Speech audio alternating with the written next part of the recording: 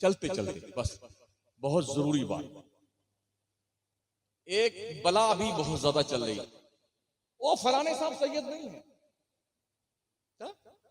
वो फलाने सैयद नहीं है। तेरे बाप के पास कोई डिग्री है?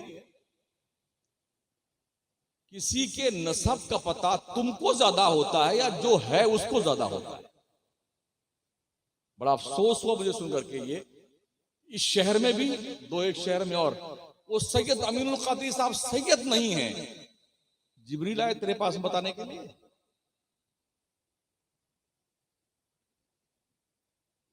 कौन आया था बताने के लिए? मैं क्या हूं ये मैं जानता हूं, आप क्या है इसे आप जानते हैं। जो मेरा नसब है वही मैं दर्शाऊंगा ना। इस पर ऑब्जेक्शन करने का अधिकार आपको किसने दिया है? दूसरी बात, आले रसूल को पहचानना हो तो इमाम अहमद रजा जैसी नाक पैदा करो जो खुशबू सूंघ के महसूस कर ले, या जुनैद बगदादी जैसा ज़ौक़ पैदा करो। पता है जुनैद बगदादी कौन है? ये वो जुनैद बगदादी कादरी, चिश्ती, नक्शबंदी, सोहरवर्दी, हर सिलसिले की दरिया, हर सिलसिले के दरिया इसी समंदर में पहुंचते हैं, तब सिलसिला आगे जाता है। मैं अर्ज करने जा रहा था, जुनैद बगदादी बहुत बड़े पहलवान थे। बगदाद शरीफ में माशाल्लाह मज़ार है, हम लोग साथ में थे माशाल्लाह, सरकार के आस्ते।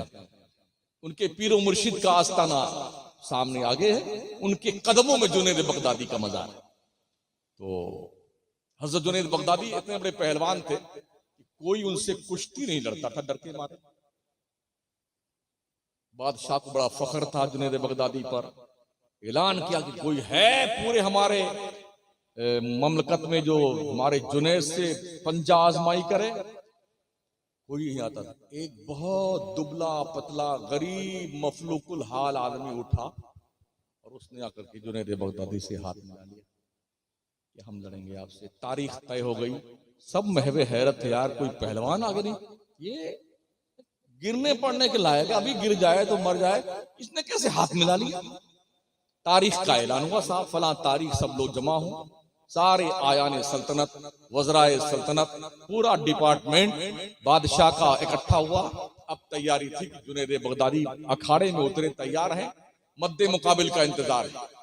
टाइम गुजरता जाता है, गुजरता जाता, गुजरता जाता, कई घंटे गुजर गए तो लोगों ने, अरे वो क्या लड़ने आएगा, फटीचर आदमी था, कमजोर आदमी था, डर के मारे भाग गया होगा इसलिए नहीं आया। तो किसी ने कहा नहीं नहीं आप इंतजार तो कर लीजिए, जो टाइम दिया गया वो टाइम तो खत्म होने दीजिए। बिल्कुल थोड़ा सा वक्त बचा था तो हांफता कांपता भागता बंदा आया, शोर मचा, आ गया आ गया आ गया साहब। अब सब महवे हैरत देखने आ गए लड़ने के लिए, अखाड़े में उतरे। तो लड़ने से पहले हाथ मिलवाते ना लोग, हाथ मिलाया तो जुनैद बगदादी के कान में उन्होंने जान तो क्या कहा, हज़रत मैं कोई पहलवान नहीं हूं, मैं आले रसूल हूं, सैयद हूं, गुर्बत की बुनियाद पर मैंने ये चैलेंज कबूल किया है। बस इतना ही सुनना। कुश्ती क्या थी, जुनैद बगदादी खुद ही चित लेट गए और सैयद साहब सीने पे बैठ गए। पूरे इराक में, पूरे बगदाद में लोगों ने खूब मलामत की जुनैद बगदादी को, मगर हजरत जुनैद बगदादी ने उफ तक नहीं किया। लोगों, ये मेरी गैरत गवारा नहीं कर सकती कि मैं आले रसूल को पटखनी दूं, ये हो नहीं सकता। और उसके बाद अपनी जिल्लत तो मंजूर कर लिया उन्होंने, लेकिन आले रसूल को पटकने का कभी सोचा नहीं, ख्वाब कोई दांव ही नहीं खेला उन्होंने, खुद ही लेट गए और शेर साहब बैठ गए, खूब ढेर सारा इनाम लेके गए। एक मफलूकुल हाल गरीब सैयद थे, भीख मांग नहीं सकते थे, सवाल कर नहीं सकते थे, तो सोचा इस बहाने से लाओ ये काम करते तो शायद अल्लाह कोई रास्ता पैदा कर दे। तो अल्लाह ने ऐसा रास्ता पैदा किया, खूब खुशहाल कर दिया परवरदिगार ने उन्हें। तो या तो जुनैद बगदादी जैसा दर्द पैदा करो जो सादात को महसूस कर सके, और फिर या तो इमाम अहमद रजा जैसे। पालकी उठाया था लोगों ने, सुना है ना, पालकी उठाया था, उसी में एक सैयद थे, आला हज़रत कुछ ही दूर चले थे पालकी में, कहा लोगों रोको इसको, रोको, उतरे नीचे। फरमाते हैं आप लोगों में से कोई आले रसूल है? कोई कुछ कह नहीं रहा था। कहा अल्लाह का वास्ता, उसके रसूल का वास्ता, आप लोगों में कोई आले रसूल है, बताए वो। तो एक सैयद साहब थे, शर्म तब से झुके हुए सर को रखा, आंखें अश्कबार थी। तो कहते हैं हुजूर मैं आले रसूल हूं, लेकिन मजदूर से मजदूरी करवाई जाती है, उसकी जात नहीं पूछी जाती। मेरे आला हज़रत सरकार ने क्या क्या पता था, आप है ना आपको, सरकार हज़रत ने फरमाया कि आप बैठिए इस पालकी में।